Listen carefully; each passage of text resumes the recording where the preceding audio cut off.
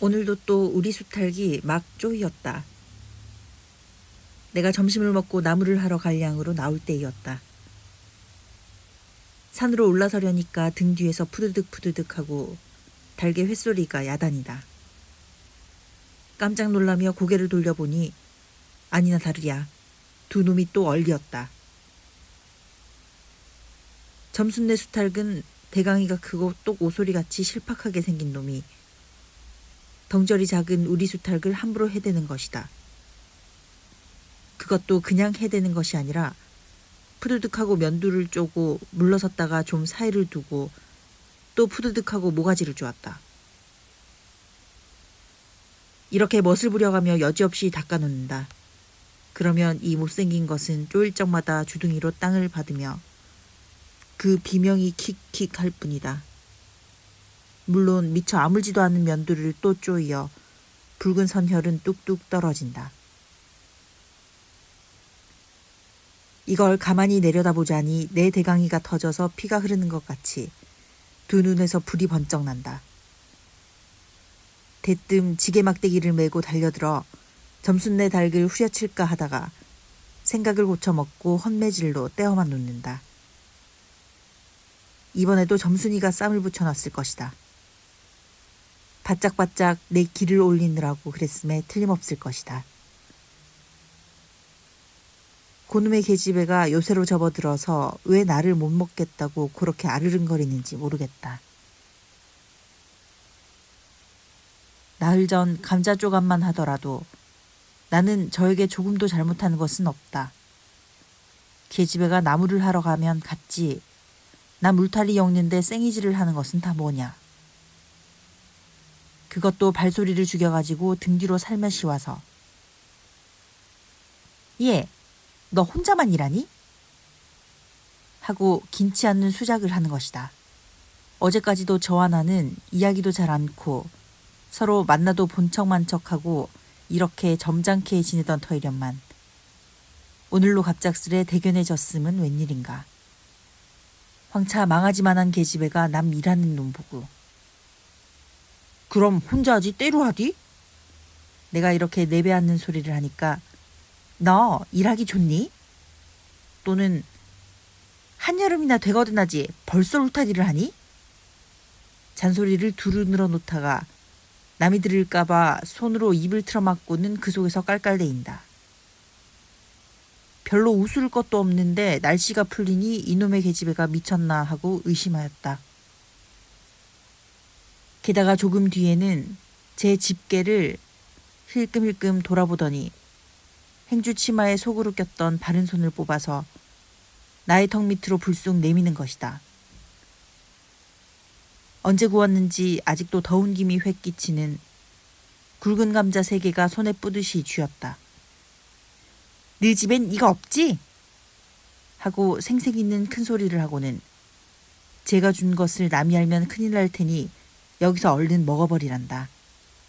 그리고 또 하는 소리가 너 봄 감자가 맛있단다. 난 감자 안 먹는다. 니나 먹어라. 나는 고개도 돌리려지 않고 일하던 손으로 그 감자를 도로 어깨 너머로 쑥 밀어버렸다. 그랬더니 그래도 가는 기색이 없고 뿐만 아니라 새근새근하고 심상치 않게 숨소리가 점점 거칠어진다. 이건 또 뭐야 싶어서 그때서야 비로소 돌아보니 나는 참으로 놀랐다. 우리가 이 동리에 들어온 것은 근 3년째 되어오지만 여지껏 가무잡잡한 점순이의 얼굴이 이렇게까지 홍당무처럼 새빨개진 법이 없었다. 게다 눈에 독을 올리고 한참 나를 요렇게 쏘아보더니 나중에는 눈물까지 어리는 것이 아니냐. 그리고 바구니를 다시 집어들더니 이를 꼭 악물고는 엎어질 듯 자빠질 듯 논뜨구로 횡하게 달아나는 것이다. 어쩌다 동리 어른이 너 얼른 시집 가야지 하고 웃으면 염려 마서유. 갈 때 되면 어른이 갈라고. 이렇게 천연덕스레 받는 점순이었다. 본시 부끄럼을 타는 계집애도 아니려니와 또한 분하다고 눈에 눈물을 보일 얼병이도 아니다. 분하면 차라리 나의 등허리를 바구니로 한번 모질게 후려쓰리고 달아날지언정. 그런데 고약한 그 꼴을 하고 가더니 그 뒤로는 나를 보면 잡아먹으려고 기를 복복 쓰는 것이다. 서로 주는 감자를 안 받아 먹은 것이 실례라 하면 주면 그냥 주었지 네 집엔 이가 없지? 는 다 뭐냐? 그렇잖아도 저희는 마름이고 우리는 그 손에서 배제를 얻어 땅을 붙임으로 일상 굽실거린다. 우리가 이 마을에 처음 들어와 집이 없어서 곤란으로 지낼 때 집터를 빌리고 그 위에 집을 또 짓도록 마련해 준 것도 점순네의 호의였다. 그리고 우리 어머니 아버지도 농사 때 양식이 달리면 점순네한테 가서 부지런히 구워다 먹으면서 인품 그런 집은 다시 없으리라고 침이 마르도록 칭찬하곤 하는 것이다. 그러면서도 17씩이나 된 것들이 수근수근하고 붙어 다니면 동리에 소문이 사납다고 주의를 시켜준 것도 또 어머니였다. 왜냐하면 내가 점순이하고 일을 저질렀다가는 점순네가 노할 것이고 그러면 우리는 땅도 떨어지고 집도 내쫓기고 하지 않으면 안 되는 까닭이었다. 그런데 이놈의 계집애가 까닭없이 길을 복복 쓰며 나를 말려 죽이려고 드는 것이다.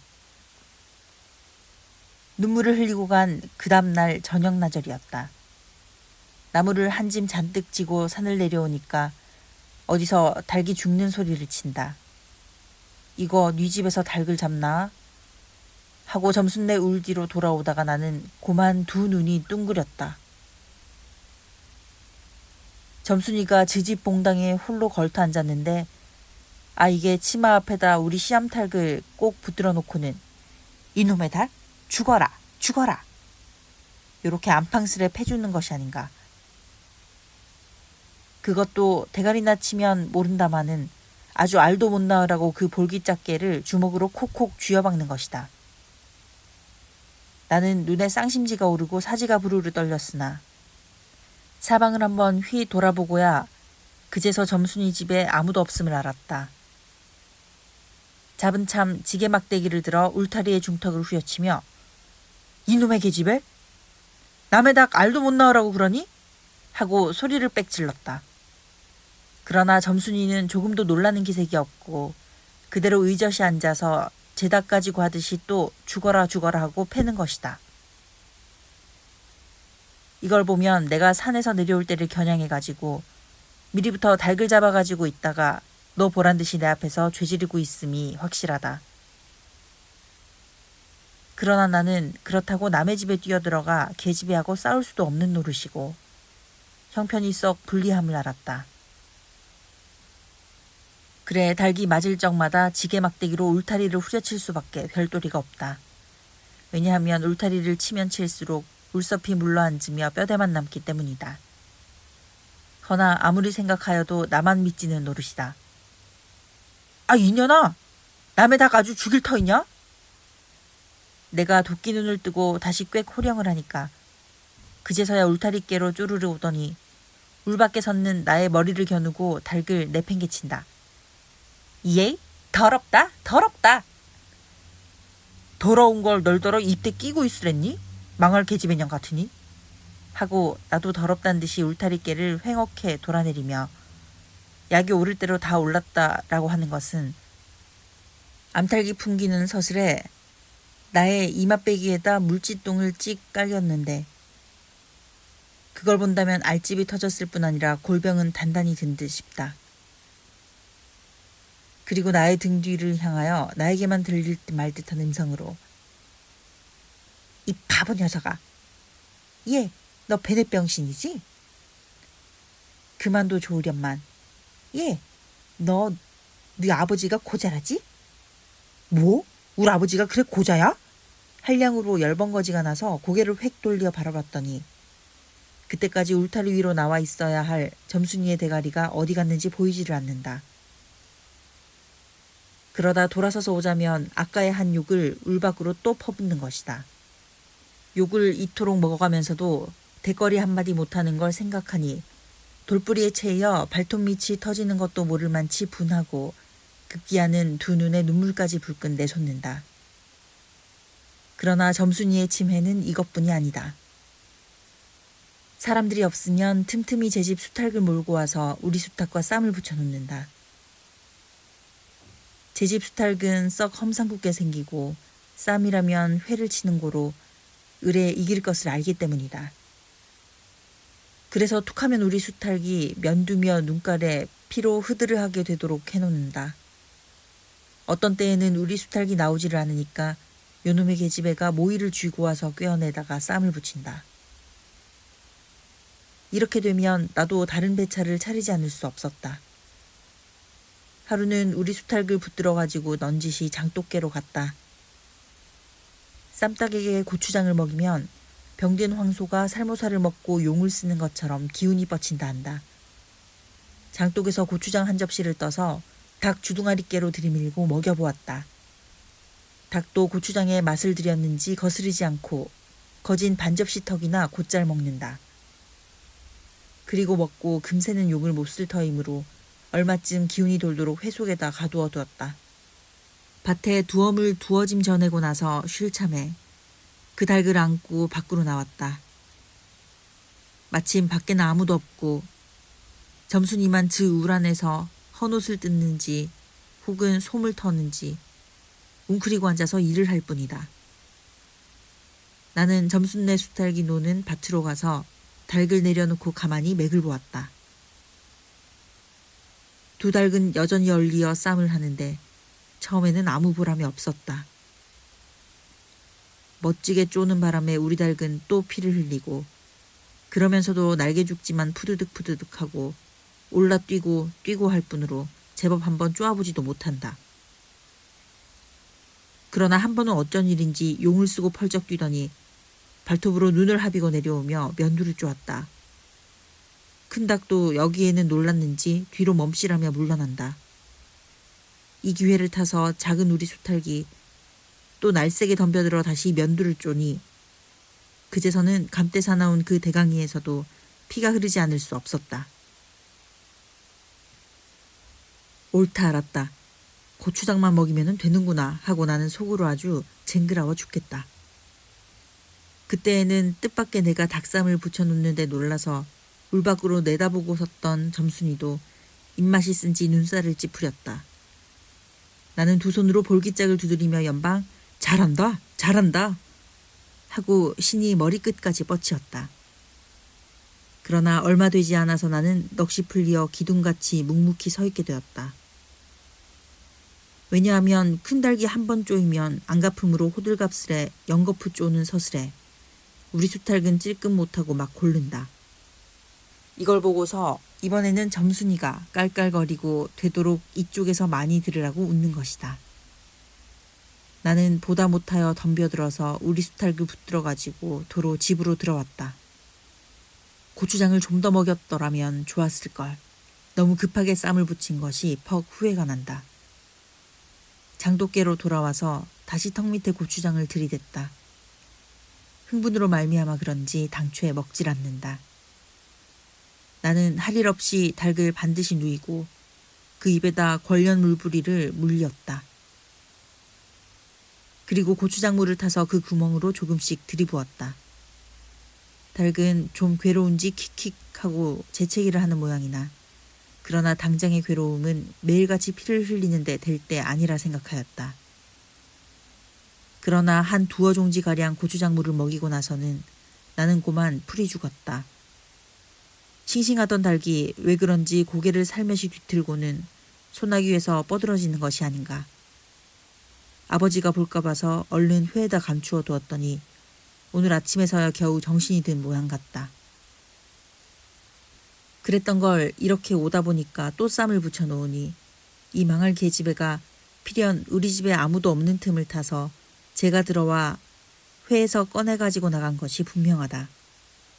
나는 다시 닭을 잡아다 가두고 염려는 스러우나 그렇다고 산으로 나무를 하러 가지 않을 수도 없는 형편이었다. 소나무 삭정이를 따며 가만히 생각해보니 암만 해도 고년의 목쟁이를 돌려놓고 싶다. 이번에 내려가면 망할년 등줄기를 한번 되게 후려치겠다 하고 싱둥벙둥 나무를 지고는 불이 나게 내려왔다. 거지반 집에 다 내려와서 나는 호두기 소리를 듣고 발이 딱 멈추었다.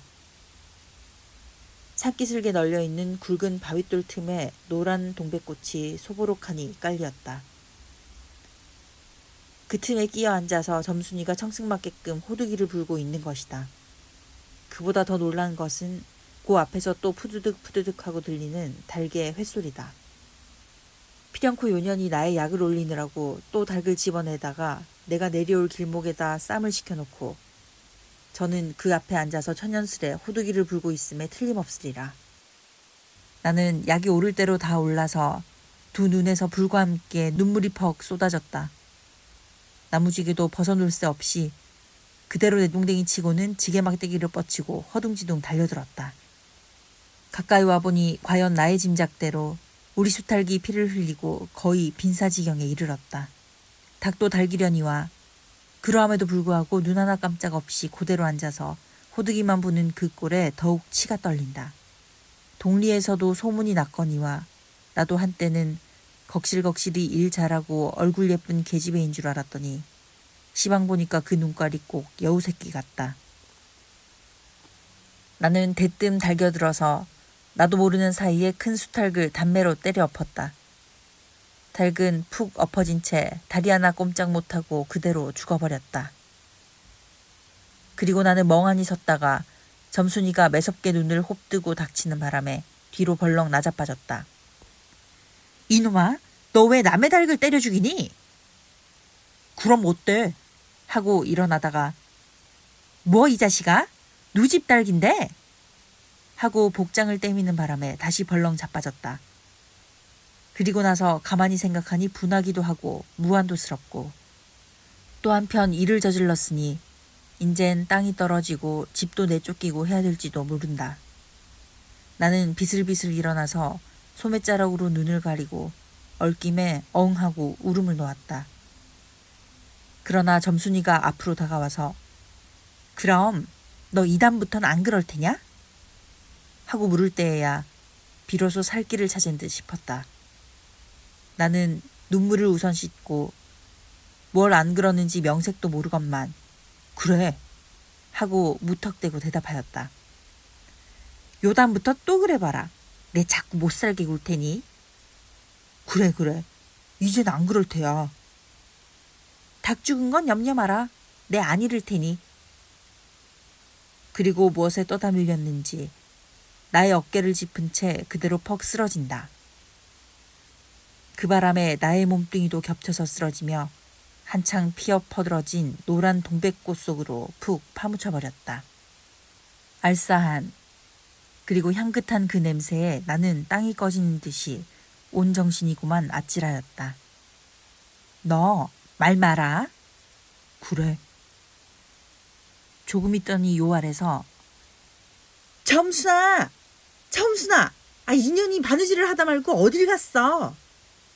하고 어딜 갔다 온 듯 싶은 그 어머니가 역정이 대단히 났다. 점순이가 겁을 잔뜩 집어먹고 꽃밑을 살금살금 기어서 산 아래로 내려간 다음 나는 바위를 끼고 엉금엉금 기어서 산 위로 치 빼지 않을 수 없었다.